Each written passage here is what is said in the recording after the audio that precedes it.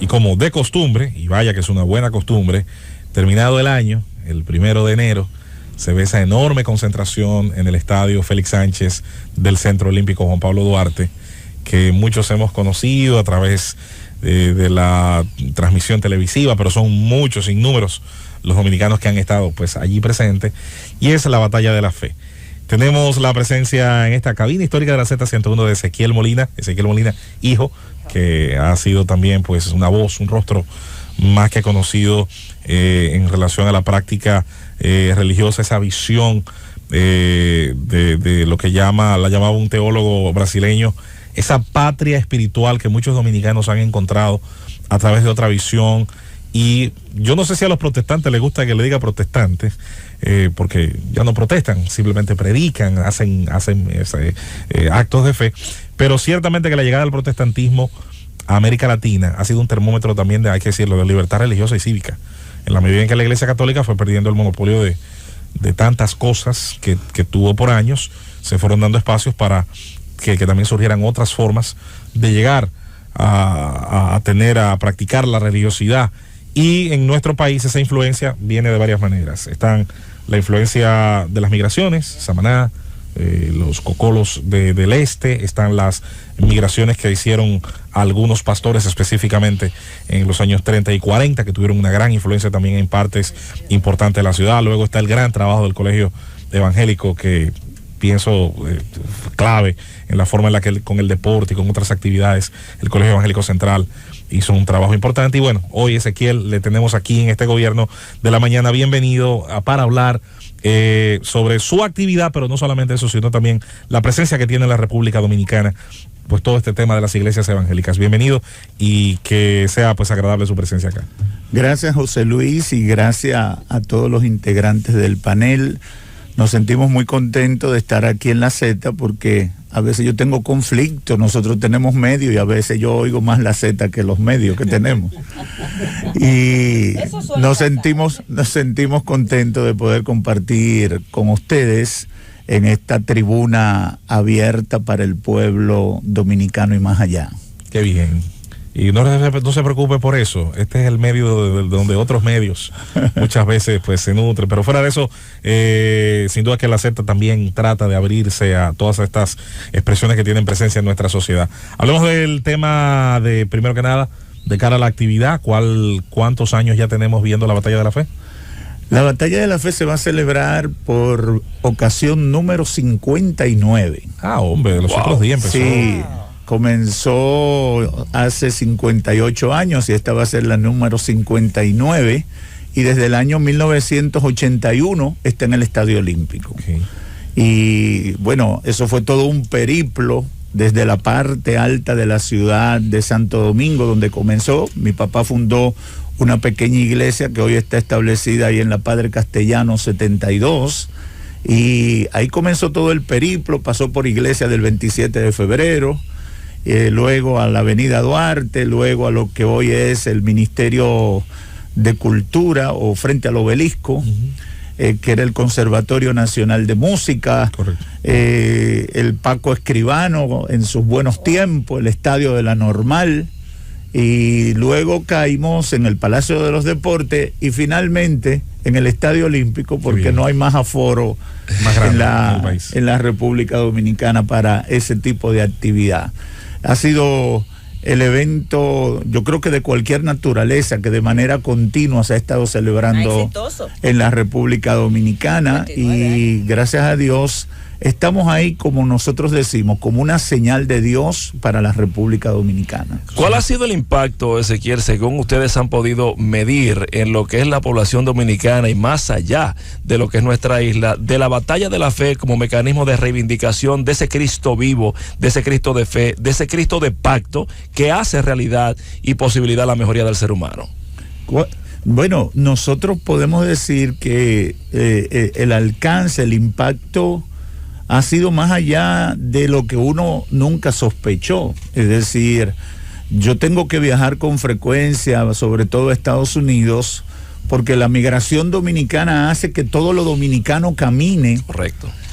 Yo estuve ahora para el mes de octubre en el Museo de la Biblia en Washington, D.C., y dedicaron a un evento a la herencia hispana y escogieron a la República Dominicana como el país invitado para ser, porque tiene la Biblia en su bandera. Claro. Y ahí nos invitaron a nosotros a hablar en ese evento, y entonces yo me veía en ese lugar y yo decía, Dios mío, si yo hubiera vivido aquí en los Estados Unidos, quizás nunca llego a un museo a 2 esquinas de la Casa Blanca a hablar, pero por causa de la República Dominicana, por el ministerio que uno ha desarrollado y por la fe plasmada en la historia de la República Dominicana, yo estoy aquí en un lugar como este. Amén. Es impresionante, y eso lo ha hecho la diáspora dominicana.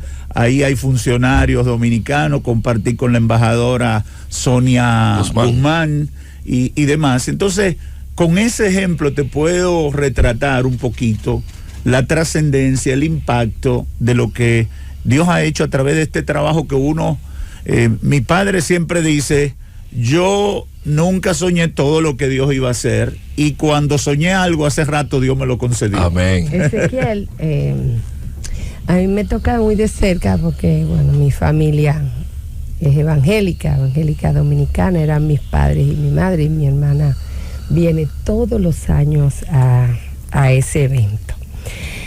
Más que preguntarte, quería compartirte. Mi madre murió hace poco tiempo, y sus últimos momentos de palabra dijo a Timoteo: he peleado la buena batalla, he acabado la carrera, he guardado la fe. Y ciertamente creo que lo importante de esa actividad que ustedes hacen es aglutinar al movimiento protestante, que está a veces muy disperso con tantas denominaciones, y este es el primer año de muchos que se televisa esa actividad, que mi madre no lo va a estar viendo, así que yo espero que revienten el lugar y que vayan, porque un pueblo que alaba y que guarda la fe, hay esperanza. Ezequiel. Gracias, Susana, y te voy a decir algo. Esas son de las cosas, uno no tiene por qué.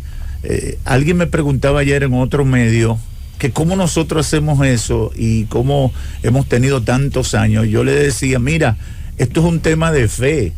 Porque él me decía, ¿cómo va a ser que la gente paga su pasaje para ir? ¿Cómo va a ser que la gente sola, sin ningún estímulo, lo sigue por la televisión? Me decía el presidente de Color Visión, nos dijo el año pasado y otros años, que el evento que más impacto produce ese día, de todo lo que ellos pueden hacer, es la batalla de la fe, porque una gran parte del pueblo dominicano quiere recibir una palabra de fe en ese evento.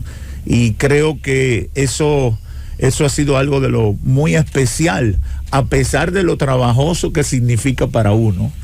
Porque no le voy a decir que el peor día para organizar un evento suele ser el 1 de enero. Un asunto, quisiera abstraerme un poco del evento para volver a él. Ezequiel, hay una realidad. La fe, lo que representa, los valores que defiende, están en pugna y lo han estado siempre. De hecho, la propia Biblia habla, y es una de las cosas más interesantes del testimonio que se habla, sobre todo del apóstol Pablo, cómo había que luchar en el caso del Imperio Romano con una visión que era claramente contraria a la de sus principios. Ahora bien, en el mundo que nos tocó vivir, las creencias, también hay que decirlo, forman parte de una serie de valores que están en disputa en el campo político. Voy a ponerte un ejemplo. El país con más católico del mundo es Brasil. Sin embargo, el voto protestante fue quizás uno de los objetivos que más pelearon los últimos candidatos a la presidencia de esa nación. ¿Te figuras una situación similar en la República Dominicana en el futuro? ¿Entiendes que es correcto, positivo, que se estratifique incluso en términos políticos, que se segmente a grupos de creencia, y esencialmente el caso de los protestantes? ¿O no eres de la idea de la política religiosa, como está pasando por ejemplo en Israel, donde claramente el voto religioso hoy por hoy es también un objetivo permanente y presente al momento de elegir, por ejemplo, el Parlamento? Mira, en la batalla política confluye todo el mundo. ¿Por qué? Porque todo el mundo se identifica con algún sector, alguna necesidad, alguna ideología.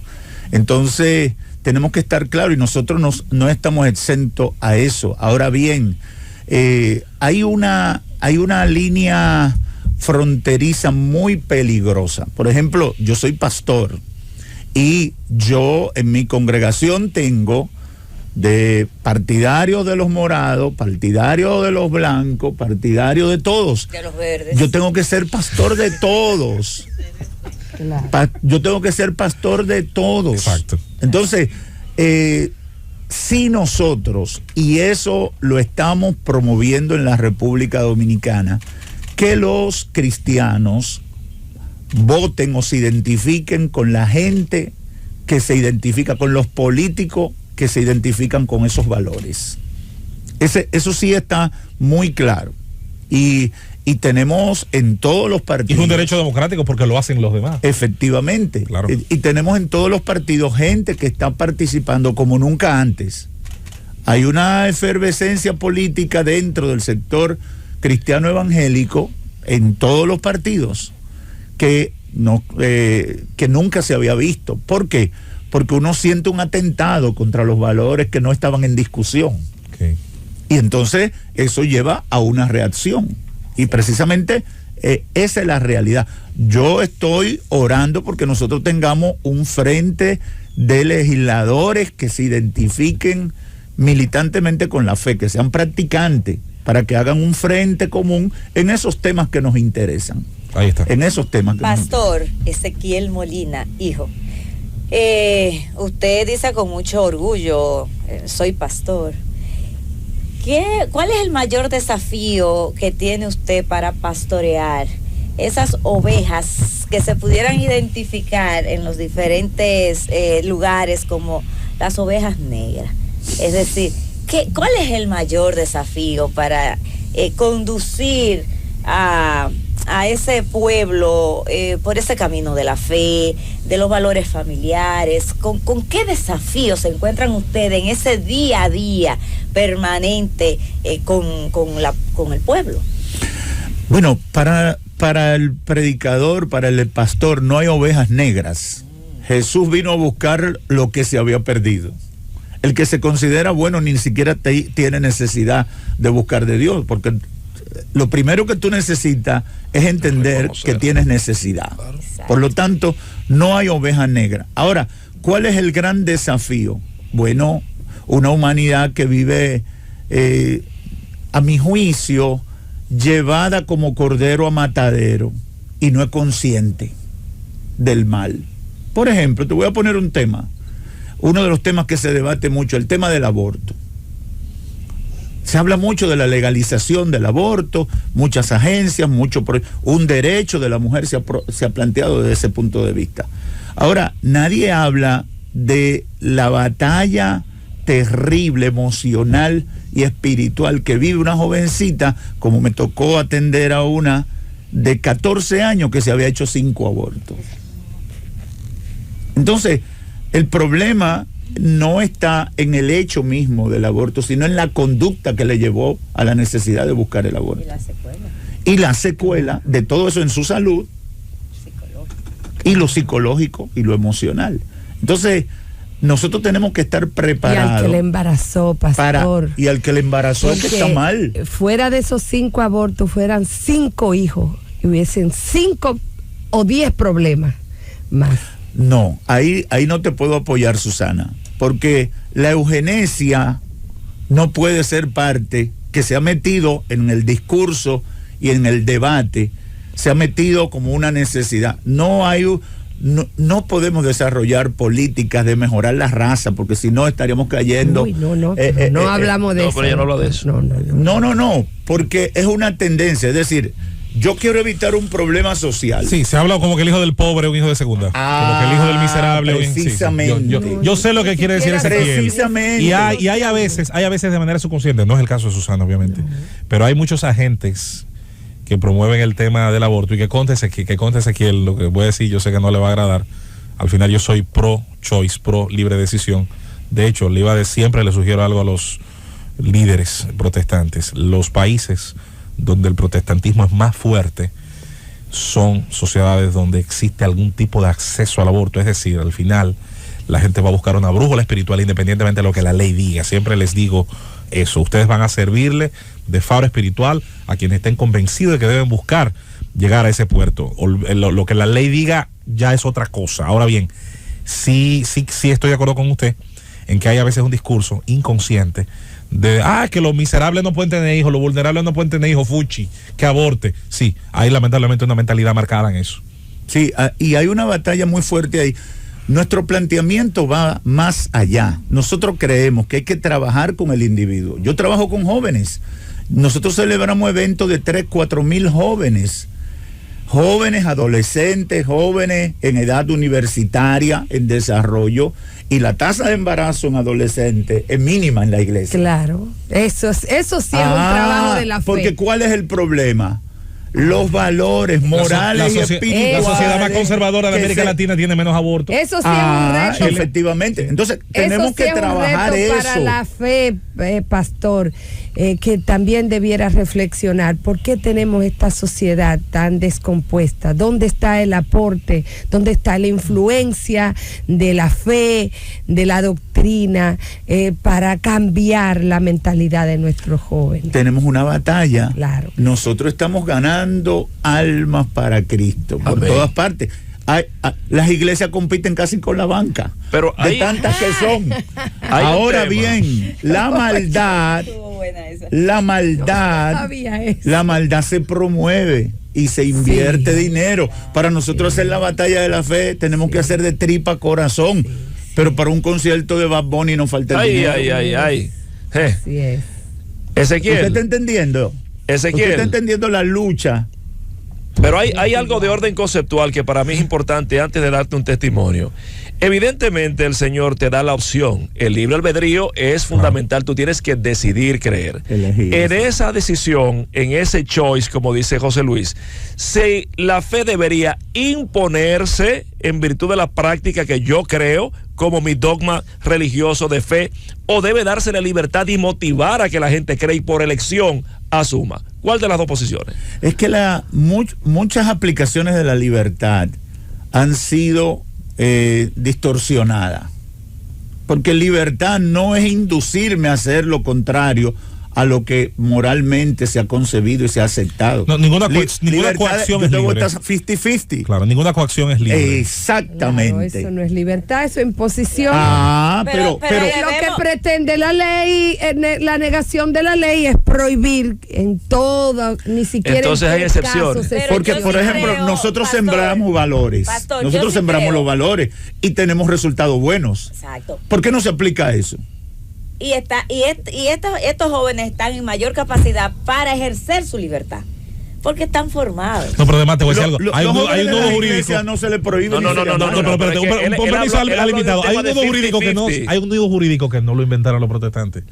No fue un protestante que puso en la Constitución que la vida se suponía que de la concepción a la muerte. Pero él está hablando de un nudo jurídico que hay que desatar. Y de un tema de opción, de dar opción, lo dijo él. Entonces yo pregunto, en virtud del tema del aborto, que es mucho más amplio, en virtud de las 3 causales del aborto, ¿debe tener esa mujer dominicana, la que tenga incompatibilidad con la vida, la que tenga en riesgo la vida del producto o la que sea fruto de incesto o violación, la opción de decidir no continuar con eso por no tener fe o por fe decidir continuar con esto?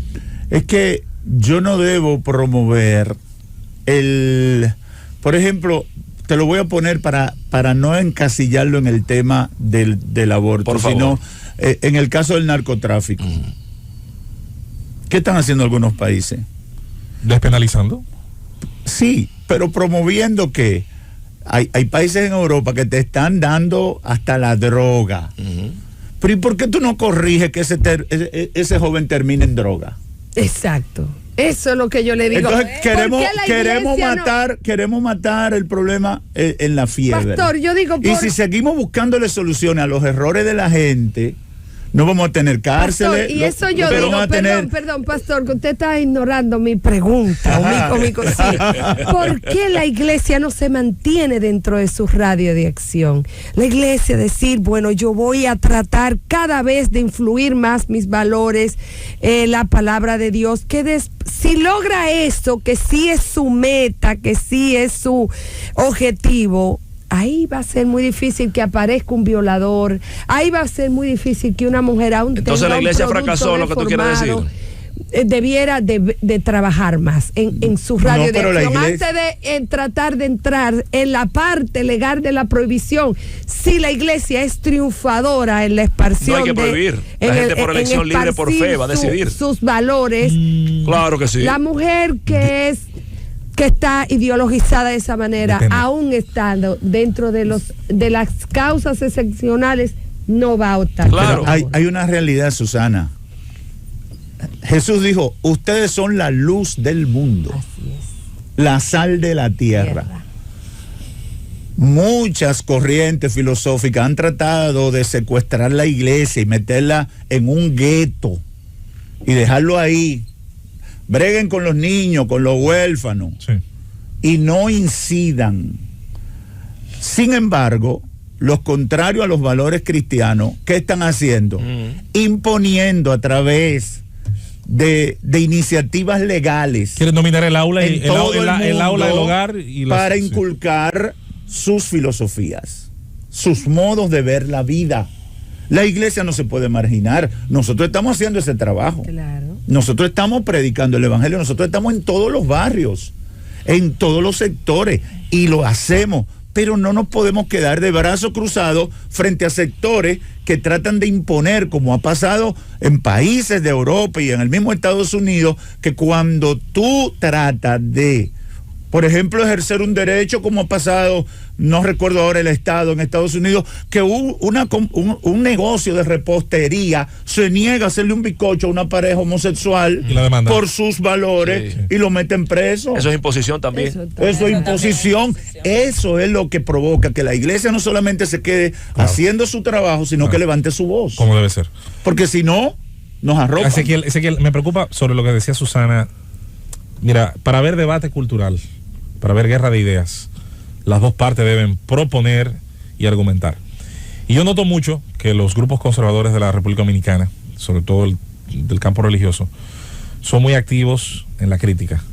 Que si esto de Toquicha es el fin del mundo, que si esto de Bad Bunny significa lo que significa. Pero yo digo, bueno, ¿y qué proponen ustedes que a ese mismo público joven le atraiga, le divierta, le entretenga? Ahí quiero, por cierto, reconocerle a un joven pastor, a Ricky Gel, no sé si tiene el chance de conocerlo. Ricky hace película, hace stand-up comedy cristiano, intenta a través de vías que, oye, a mí me son muy amigables, a conectar con un público joven, tanto religioso como no religioso. Yo fui a un show de él y me lo encontré maravilloso y me reí muchísimo, y al final conecté con el tema espiritual. Muy bien, más allá de que luego yo no tenga la disciplina espiritual para llamarme cristiano, aunque soy creyente. Yo siento que a veces se quiere ganar el debate solamente desde la crítica al otro, pero caramba, ¿qué se está proponiendo en materia de entretenimiento, en materia de literatura, en materia de propuesta cultural para ganar esa batalla? Porque no podemos ganarla nada más diciendo que el pan del otro es malo, que el agua del otro es amarga. Yo te quiero decir algo. El problema mayor que tenemos, por lo menos en el caso de nosotros los protestantes, los evangélicos, quizá es que no hacemos esto que yo estoy haciendo ahora. Eso es verdad. No lo socializan. No salimos a dar a conocer, ni nos exponemos a sectores, a áreas, a medios que quizás no conocen lo que nosotros hacemos. El protestantismo levanta poco su bandera de su éxito económico, ¿tú sabías? Nosotros, pero Max Weber analizó hace un siglo el impacto de la economía de los protestantes en el capitalismo, y cómo las comunidades protestantes tienden a ser más prósperas. Es la madre que crea el capitalismo del siglo XVI. No tengo ninguna duda. Pero para ir al punto de la pregunta anterior, hay una realidad. Nosotros hacemos de todo. Nosotros hacemos de todo. Yo comencé un concierto navideño en la calle El Conde hace 37 años. Y luego lo llevé a todos los aforos de la ciudad colonial, desde la Plaza España, la Fortaleza Osama, las ruinas de San Francisco, que creo que fue uno de los últimos que se dio ahí. y luego en diferentes cosas. Es decir, nosotros a la juventud le tenemos actividad el año entero. Bien. Nosotros hacemos congresos, campamentos, entrenamientos, actividades de todo tipo. Nosotros estamos aportando deportes. Sí. Pero la Universidad Evangélica gana en todas las categorías de deporte y de ciencia también. Sí. Es decir, nosotros estamos haciendo ese trabajo. Hay otras confesiones cristianas que son más atrasadas en ese tipo de cosas, pero los protestantes siempre hemos creído en eso y siempre hemos estado trabajando. Quizás lo que nos hace falta es decir que lo hacemos, salir a otros escenarios. Correcto. Y decirlo, que eso fue lo que entendimos en la Batalla de la Fe hace unos años, que debíamos hacer partícipe a la sociedad de que eso lo estábamos haciendo, no quedarnos en nuestras cuatro paredes, porque la misión de Cristo, ¿cuál fue? Ir al mundo. Claro que sí. Y llegar a todo el mundo. Cristo no rechazó a nadie. Cristo no se quedó en su zona de comodidad. Es más fácil yo quedarme en mi zona de comodidad. Claro. Yo voy a las emisoras cristianas y a los programas evangélicos y todos me quieren, todos me aman, todos. Pero cuando yo vengo a un escenario que no es de eso, yo tengo que enfrentar gente que se va a oponer, gente que tiene diferencia conmigo. Claro. Y eso es lo que nosotros estamos cambiando. Y muchos hemos entendido de las nuevas generaciones. ¿Sabes que yo le tengo una última antes de ti, Khalil? Un abrazo donde quiera que esté mi amigo José Alberto Ortiz, que sabe que lo admiro y lo quiero. ¿Qué tan lejos cree Ezequiel Molina que puede estar la República Dominicana? Un fenómeno que ya ocurrió en Centroamérica, que ya ocurrió en Sudamérica. ¿Por qué no? De tener un presidente protestante, evangélico. Yo creo que un presidente protestante o un cristiano practicante o un cristiano comprometido tiene todas las posibilidades de llegar a ser presidente en la República Dominicana si asume el discurso. Si lo asume con seriedad, va a calar. Porque cuando tú sumas los que se identifican con los valores cristianos, sean practicantes o no, tú tienes más del 70% de la población. Eso es así. Tú sabes que quiero, antes de que Ezequiel motive lo que yo creo que es el evento más importante para iniciar el año, que es la Batalla de la Fe, quiero compartir un testimonio con él y con toda la República Dominicana, los de aquí y los de allá que nos escuchan, en virtud de lo que yo digo cuando arranco el día, cada día en el Gobierno de la Mañana. Yo siempre inicio diciendo, sembrando una semilla de fe, porque el que siembra una semilla de fe cosecha un frondoso árbol de bendiciones. Y no es una frase hueca ni vacía, es que yo, quien les habla, Khalil Michel, soy un testimonio de fe. Y mi vida ha sido plagada por un árbol frondoso de bendiciones, porque esa fe nunca me ha faltado como herencia de mi abuela. Cuando Ezequiel entró aquí, atención, me dijo... mi papá. Khalil es nieto de la hermana Nini. Así él es. Sabe muy bien. Mira, me hizo, cuando él entró acá, me dice, yo creo que tú eres familia de la hermana Nini. Mi abuela fue quien me formó, yo hice mucha vida con ella en términos cristianos. Y yo me levanté, de hecho, mi ejercicio de comunicación es que yo aprendí viendo al pastor hablar. Y yo me inspiraba con ese discurso encendido, lleno de vida del pastor, y es lo que yo he replicado en la vida. Yo me formé con ella, que ella vivía ahí en el Ensanche de la Fe, y ella iba a la iglesia de la 33. Ahí yo conocí al hermano Felipito, que fue el primero que vi. Ahí estuvo el pastor Javier, ahí estuvo el hermano Rincón, ahí estuvo el hermano Francisco. Y todas esas hermanas, la casa siempre fue de ella un centro de vigilia, de culto, de servicio. Poca gente sabe que yo fui enfermo crónico de asma alérgica. Crónicamente, no aprendí a jugar nunca pelota, ni muy bien tenis, nada. Por eso, José Luis, es que yo no sé de deporte, porque nunca pude aprender, siempre vivía asfixiado. Caramba. Me llevaron a todos los médicos aquí, recuerdo en Miami el doctor Miguel Lanz, y nadie daba con la solución de mi problema. Ezequiel, amigos que me escuchan, recuerdo que leyéndole siempre a ella el libro de los Salmos y también los proverbios que le encantaba. Un día le dije cuando cumplí 15 años, mire, yo le decía a mamá, mire mamá, si Dios pudo hacer que el mar rojo se abriera para que su pueblo cruzara, si Dios pudo hacer que cayera maná del cielo para que su pueblo comiera, y le dijo a Lázaro, levántate y anda del valle de la sombra, en el nombre de Cristo, yo a partir de hoy no me aprieto jamás del pecho. y hasta hoy jamás he vuelto a sufrir eso. Pero tú deberías estar predicando, Es la verdad, es la verdad. Entonces yo quiero con esto dejarlo a usted, mi querido hermano, para que le diga a la gente que esa fe tiene esa traducción de resultados positivos en virtud de ese Dios de pacto, que ese Dios que cumple, ese Dios misericordioso que ama, y que en este tipo de eventos como el del 1 de enero pueden encontrar esa conexión necesaria para vivir conectados con lo más grande que es nuestro Dios. Bueno, Khalil me ayudó a predicar a mí aquí hoy. Bueno, el próximo 1 de enero ciertamente estaremos en el Estadio Olímpico.